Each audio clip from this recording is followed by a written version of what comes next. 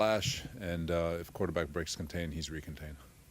When you look at week one of this season and that defense and the personnel you have, and now look at now, can you really fathom all the changes and you're in the position that you're in?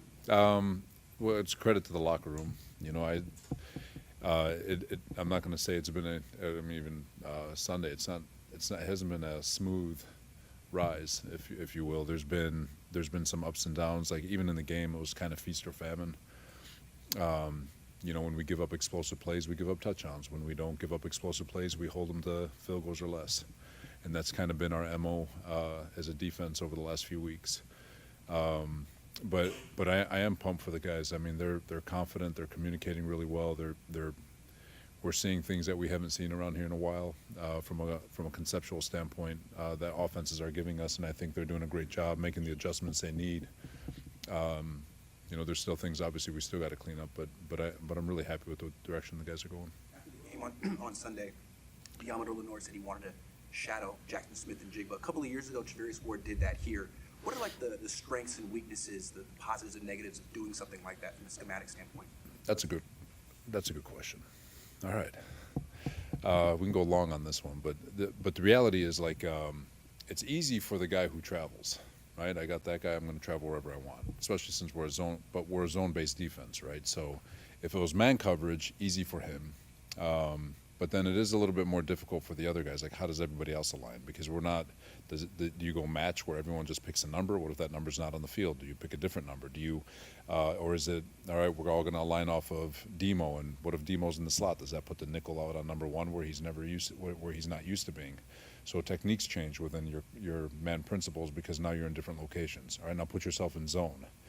You're trying to match up where he is, and you're matching up. Now Demo's in the slot. Does that mean Upton's now playing corner, third, which he hasn't done all year? And so there's a lot of new techniques that you're going to ask a guy to do. So it's very expensive, not for the guy traveling, but for the guys not traveling, if that makes sense. Now, can it be done? Of course it can be done. Do we have it in our inventory? Absolutely. Can we? Maybe. So we'll see. I don't think you're wrong. You just said it. Maybe I got to try, but conceptually, you're seeing a lot of different things you haven't seen in a while. Can you, as specific as you can be while being vague, tell us what you mean? Well, obviously the deeper developing concepts that when these offensive guys get creative, it's like you give a guy like Ben Johnson, Kyle Shanahan, Matt LaFleur, Sean McVay, like all the great ones. You give them a week to think of what they can build from a conceptual standpoint, and have enough time try to find a way to protect the quarterback. They can get pretty damn creative. Let's put it that way. That's Klay Kubiak about what Clint might be doing. What he thinks he'll be doing. I think they keep it close to the vest. I mean, there's obviously they love one another, but at the same time, I don't think they talk much when it comes to football. When a team's got two running backs like Seattle does, and they're not the only one that does this. You just saw it with Chicago too. Is there tendencies to be given by the back that's in? Will Charbonnet run different stuff than Walker, or can you kind of key in on certain plays because the certain backs in? There's definitely different play styles. Walker's, but they're different play styles, but two very effective backs that can execute the entire offense as they see fit. If that makes sense. It's, Walker. They're both very explosive. You can say Charbonnet's probably more one cut downhill, where Kenneth can absolutely embarrass you, run away from you. You can do whatever he wants to you, and they're both very effective in their play styles. No different than last week. It feels very similar to last week where Swift, again, downhill, can make you miss, can run you over, can run away from you, and 25 with just one cut and just run you over. So this backfield tandem, too, very, very effective, very, very strong. They got two really good backs. The explosive plays, when you watch the tape, was there something you put your finger on that was leading to those specifically, or was it just play-based? Yeah, there's, the off-schedule play, or not the off-schedule, but the free play, which probably should have gotten called dead, but they let it play. That's one. It's unfortunate that it happened the way it did. The first touchdown on the big post, I think it was the number 10. cool concept again, something our guys haven't seen. You will be ready for it next time. It's these unscouted looks. That is it was a pretty cool concept. Let's put it that way. And then obviously the one that keeps getting us on the sideline. We just got to get it. You know, I thought we put it to bed last week against Indianapolis. I thought we did a really good job, or 2 weeks ago, and then it reared its ugly head again. So we just got to keep working on it. Steps you're saying that the guys haven't seen much of it. Are those leading to communication issues like coverage busts? No, they're not busts. They're, you know, it's because the guys ended up where they needed to be, but when you're seeing something for the first time, you might pause, and so you're just a step late. And so we just got to do a better job anticipating. We've seen it. We should anticipate it. We should be able to react a lot faster. This season, the defense started young. It's only gotten younger as the season goes on. And while it shows sometimes when the game is on the line, it seems like they're all just locked in and able to usually get those plays to go in your favor. What would you credit that to?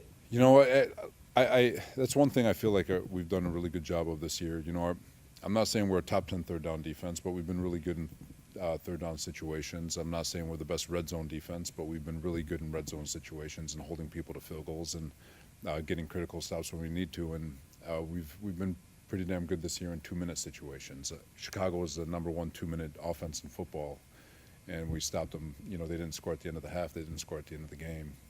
And the one thing I love about our group, they will not stop fighting. You know, as rough as the game was, you know, we got the 2 3-and-outs to start the game. We gave up those 2 touchdowns. We got the stop it right before the half. Second half wasn't going our way, but we hold them to a field goal, and you know, the turnover on downs in the last 2 drives, which credit to them, just fought, and we trust our guys in those critical situations. They don't panic. It's not too big for them. We've been in a lot of them already this year, and you know, like you like it a heck of a lot more when it's a blowout in our favor. But they're battle tested, and I'm sure we're going to experience a few more of them before the season's out. That's okay. Can you see Darnold as being different from the first week of the season now that he's been in this offense? Oh yeah, even Koob, you know, just that working relationship between coordinator and quarterback. You know, there's a comfort level within the offense. They're finding ways to feed everybody the ball. I know Njigba is probably the star of it all, but they're all touching it and they're all effective. So they are much improved from week 1. You guys finally finished him off with Bosa getting the strip sack fumble. How important is it to kind of get that pass rush going that really hasn't been there much last month or more? Yeah, it's always going to be important. You know, you've got to take advantage of your one-on-ones. We've got to keep trying to find a way to create one-on-ones.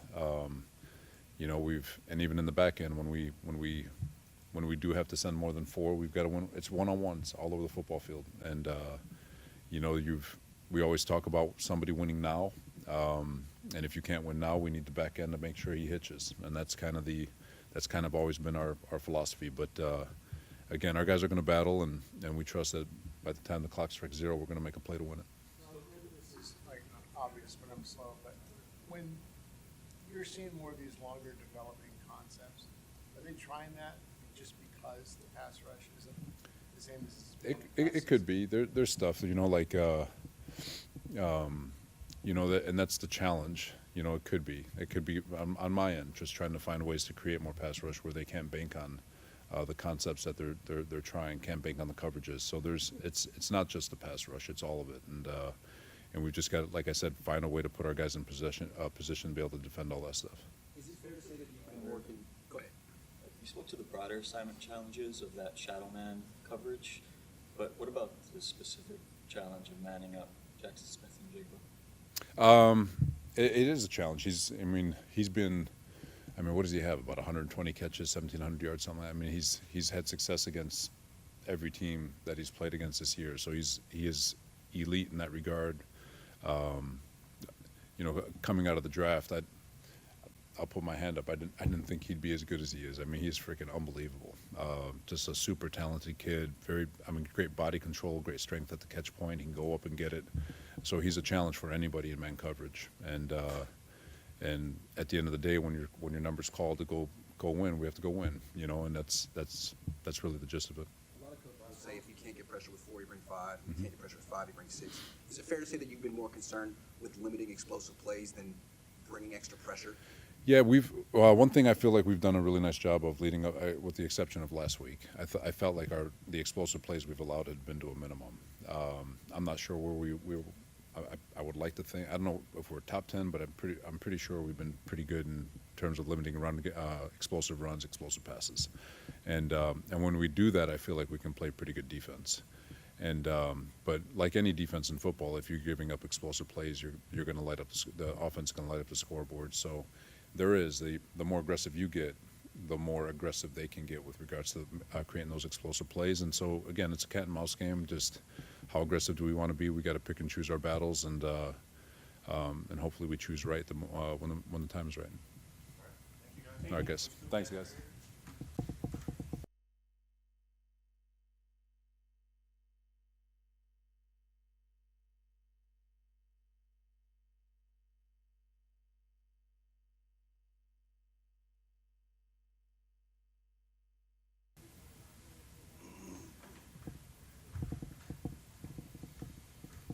All right, good afternoon. Seattle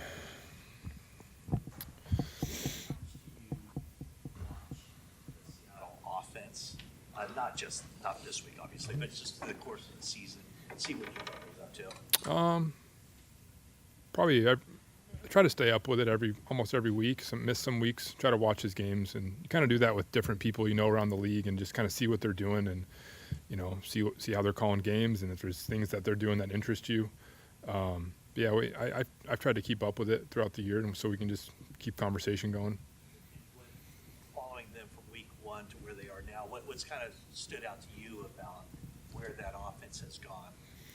Oh, I mean, I wouldn't be able to evaluate or stuff like that. I just know they've done a good job of running the ball the last few weeks, and making a bunch of big plays in the pass game and complementing their defense, which has been special. So, I wouldn't say I've tracked it like that, but yeah.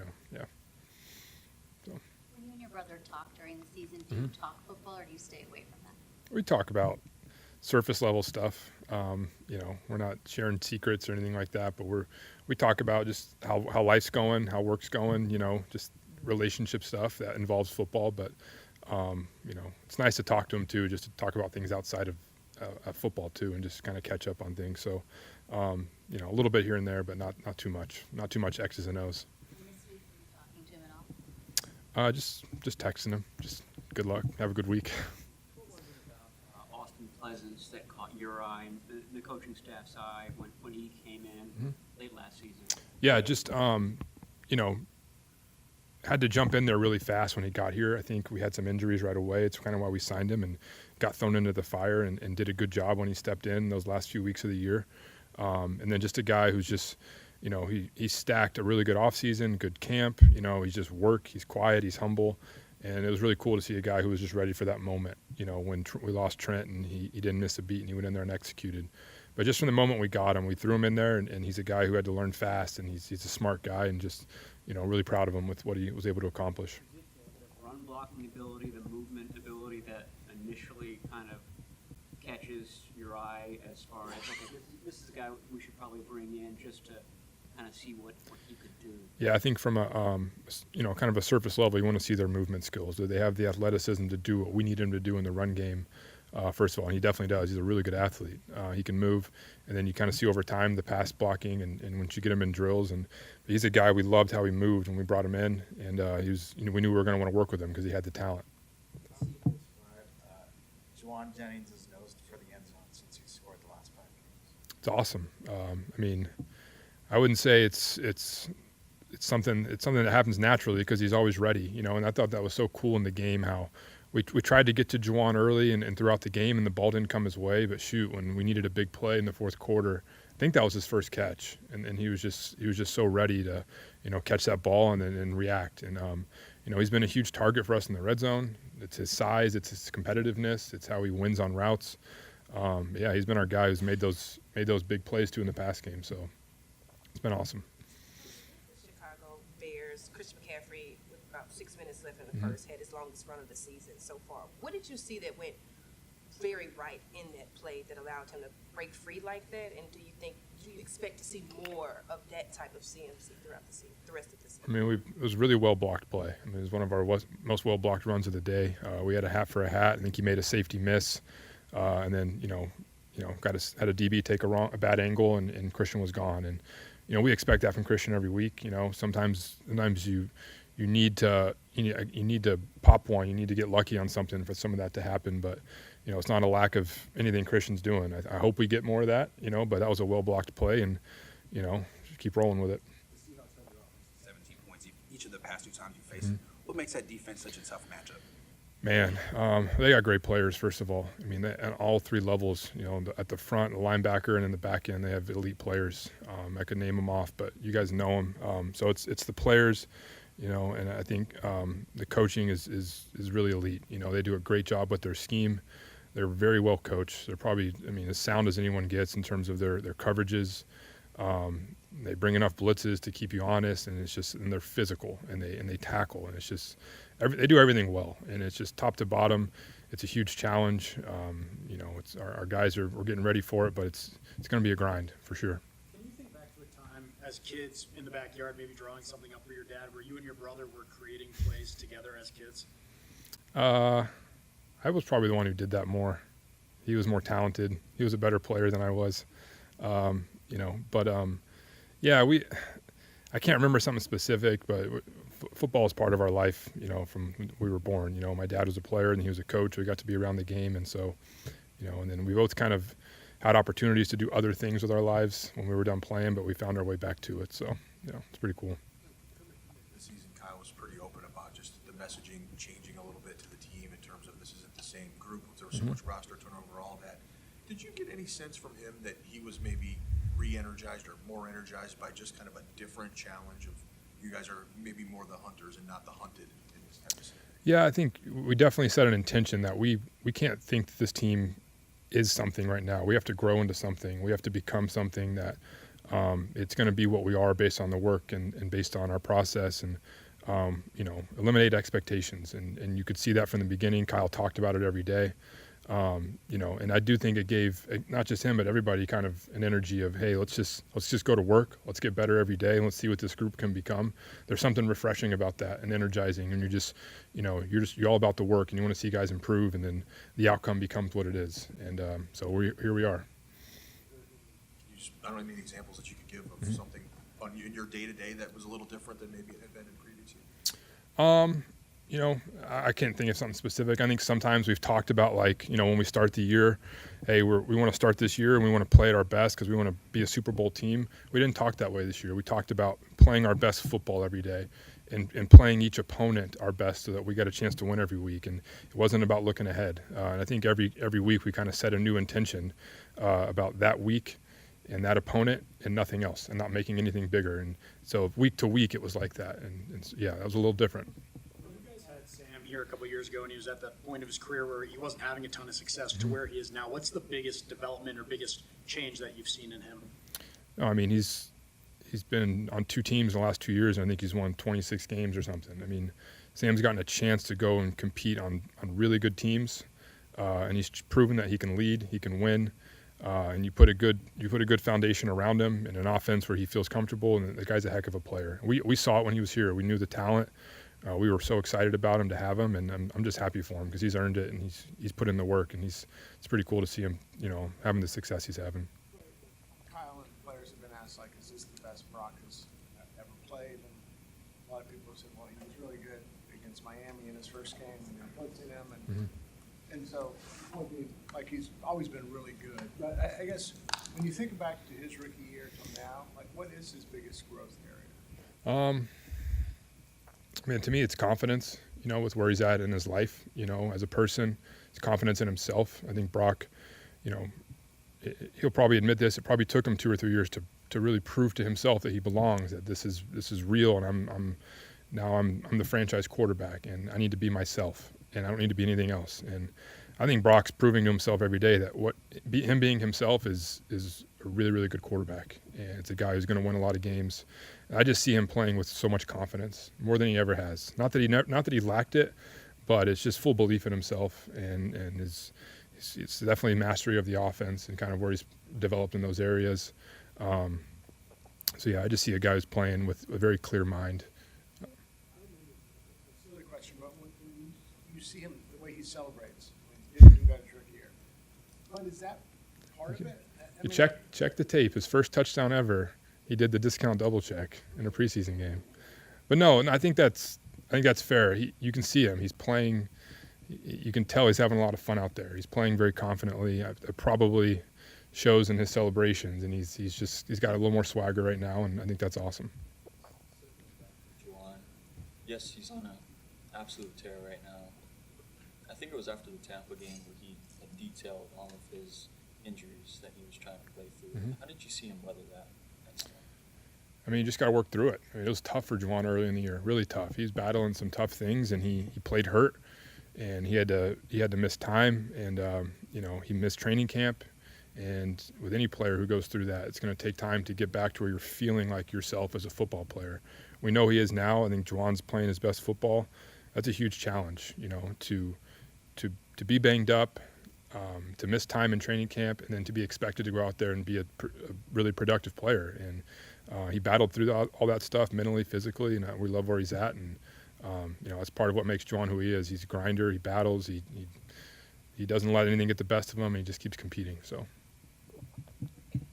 appreciate it, guys. Thank you.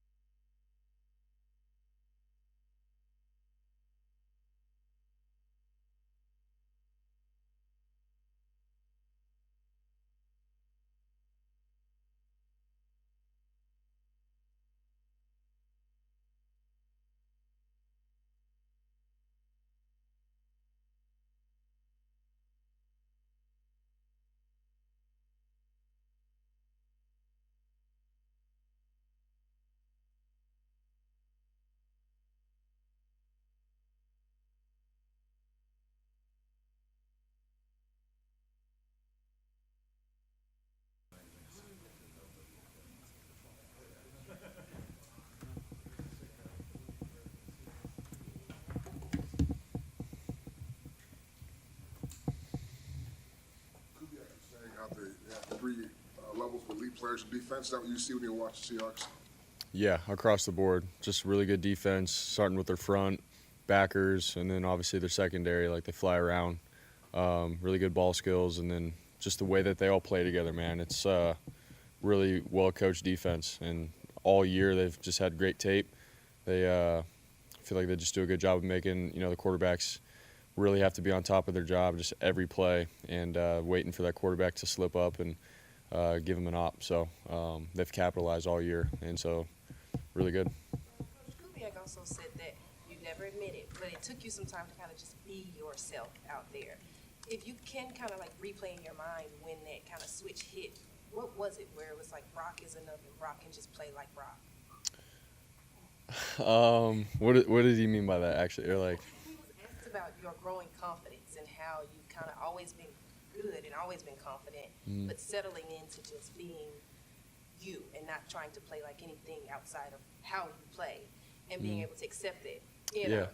Yeah. In a good way. Yeah, no, I'm trying to think now to answer your question. I don't know. I feel like, I've been a pretty serious kind of guy, doing my job and everything, but I'm in year 4, and so I feel like guys really do feed off of an authentic leader, an authentic quarterback guy in the locker room, and someone that's real. And so obviously trying to do my job really well at a high level, and then from that you can have some fun with it and be yourself. And at some point this season, obviously I was dealing with like my toe injury and whatnot, but once I started feeling really good from that, I was like, all right, man, I'm in year 4. I want to play my best ball, and I want to have fun with the guys that I'm doing it with. And so not really sure that I know a certain point, but just ever since coming back from my toe, it's sort of just been like, all right, dude, like go do your job, do it well, and within that, once you score, celebrate with the guys, have fun with it, and sort of create some momentum, for the guys to feed off of. So Week 1 tape worth much, considering how long ago it was? Yeah, definitely. I think just seeing, our personnel versus their personnel, situational football, like just things that you can definitely go back and see. Yes, it was the first game of the season, so there's changes and things that go on during the season, both sides of the ball. But, at the end of the day, like those are the guys that we're playing against. They're going to be playing against us. Like it is valuable to go back and watch that game. I know it came in 2 different clumps, 4 weeks or 4 weeks that we were off. Did that give you any time to kind of look and maybe not maybe reevaluate, but kind of take a step back? Do you feel different, or did that at all alter maybe the way you approach the way you're playing now? Can you say that again? The bye week? Sorry. No. When you were out missing games. Yeah, okay. Most you missed since you became a starter. Yeah. Just even the road games. To be on the road and I'm not playing, and on the flights and stuff, sort of just going back and watching ball, having time to actually go back and watch myself and the games and everything. So it did some reflecting in terms of where I could be better, but also reminding myself of like who I am as a quarterback, my style of play. When I get back, how do I want to look? How do I want to feel? So there was some really good reflection that I did during that time. But at the same time, it was like still help out Mac and try to find ways to win and help out the team however I could. So I was handling those 2 things, but I think when I did come back and I was ready to roll, I definitely had a picture in my mind of, all right, dude, I want to play this style of ball. And I don't know, I feel like it did help out in some regard. I know you're not studying Sam Darnold, but since he's left here, he's won 26 games with 2 different teams. What do you think of what he's been able to accomplish since leaving here? Yeah, I mean, just playing quarterback at a really high level in the NFL, man. For him to go and obviously do it with Minnesota and then Seattle, 2 different teams, and it just goes to show you how great of a player he is, great of a guy in the locker room. Like, you can't be a quarterback and fake it. Like, guys can sniff that out, and he's a guy that's gone to 2 different places and built up cultures where they're winning cultures. And so it's a testament to him for who he is, and he's an awesome guy. And obviously the talent, the mindset to play quarterback, he's got it. So definitely not surprised that he's done that. This might sound kind of silly, but can you trace your origins of like the Dougie back? I know before that Cleveland game you told your teammates during practice, like, hey, if I score, I'm going to hit this. But why that dance? Why at that time? Was that part of you wanting to have more fun with play? And why that dance in particular as well? Just going into that game, it was a cold game, and we knew it was going to be cold and the weather and everything. So I don't know. I sort of wanted to just get the vibes going. And for me, I told the team, like, when we score, I want to, like, dance at some point. I'd never done that really. And so the first dance that came to mind was the Dougie. I don't know why, but I was like, I feel like it would get the guys going if I hit it. So I told the guys walk through that if we scored, we're going to do it, and we did, and it's sort of been the thing. Did you imagine it would become what it has now become over the last 3 weeks? Not really. It was just like a one-time thing, have fun with it. But, once we kept scoring and stuff, I was like, all right, let's just keep having fun. And that's the only thing that really came to mind, was to keep doing that. So guys have sort of ran with it, and we've had fun with it. Talk about having fun. Your job requires a lot of tedium, a lot of intricate details and things like that. Do you feel like the team feeds off when a quarterback in particular is kind of having fun and it's organic? Definitely. I think just with what comes with playing the position of quarterback in the NFL, like there's a lot of pressure. There's a lot of just handling the huddle, the team, all the things. And so to have a guy be able to handle that kind of stuff but do his job really well, and then from there still be a bro and a guy in the locker room that guys can have fun with, like it's a meaningful thing to a lot of guys. So, and that's not even just with quarterback. I think that's with all positions. But it's not just, hey, let's go out and just have fun. It's like, no, we got a job to do, and we got to do it at a high level. And then once we celebrate or once we score, then we can celebrate and do those things. But I feel like everybody understands that in this locker room. That's the good thing about it. But that's sort of just how I view it. What did you learn about Ricky Pearsall in the off season, all the time he spent in Florida and Arizona? Ricky's a baller, and he's a footballer. He's a guy that loves football, and talked about this before, but the cool thing about Ricky is, like, whenever we're practicing, whether it's routes on air, off-season stuff, even when we get back in team settings here, he's always asking questions with how he can run his route or what he's expecting from what the quarterback's expecting from the receiver. Like, he's a guy that I can go and grow with. It's not just a transactional relationship. It's a thing that, he really wants to dive deeper into this thing with his quarterback and get better together. So I think that's what I saw from him, in the offseason. And he's got the love for the game. He's not a guy that's just doing it for what the game brings. He loves being out there, running routes, breaking off guys one-on-one and making a big play in front of everybody. Like, he loves it. And he's an authentic dude. So I love playing football with him, but I feel like that's sort of what I took away from working out with him. Relationship with Jauan, what's the connection there that, he wasn't around through camp and you're having to defend kind of his contract stuff, but he's come on a lot the last month and a half with you? Yeah. JJ and I go back to when I first got in as a rookie, so it's been 4 years of playing football together, and I have the utmost respect for him. Just when you turn on the film, man, he's a guy that goes hard 24/7, run blocking. He catches a ball and then we'll try to drag 3 guys with him to get the first down. Like, he's done that time and time again. He's a guy that you want on your team to go and battle for and with. And so, I don't know. I have nothing but love for JJ, and I know it's vice versa. And together we want to play with each other as long as we can, man. And he's always going to be where he needs to be. I'm going to try to get him the ball as much as I can. And obviously the whole contract thing, like that was what it was. But I was so excited just to get him back and get going, and feel like we've found our stride, and we just got to keep it up.